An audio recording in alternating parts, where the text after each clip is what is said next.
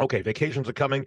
We've got some tips for you, some things that will help you so that burglars think you're home. For example, install motion sensor lights so that if there's any movement outside, the lights come on.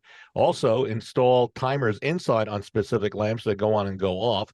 Try remote controlled cameras, which will help you monitor your house from afar. I've got a series of Nest cameras, which is now owned by Google, but they've got plenty of them out there, Ring and a variety of other companies. Then you can also leave a TV on. And so that TV video at night looks like someone's home. Also put a car in the driveway. You want to make sure that lets people think that you're home or your friend or your neighbor. Take care of newspapers and mail so it's not sitting on the driveway or in the mailbox. Look into lawn maintenance. If you cut your own lawn, have someone cut it for you while you're gone. And beware of your blinds. Burglars peek through blinds. If you leave them open wide, it might take crooks only a single peek to realize that nobody's home. Try to leave them cracked, only slightly open, at least the ones on the ground floor windows. Some of the tips.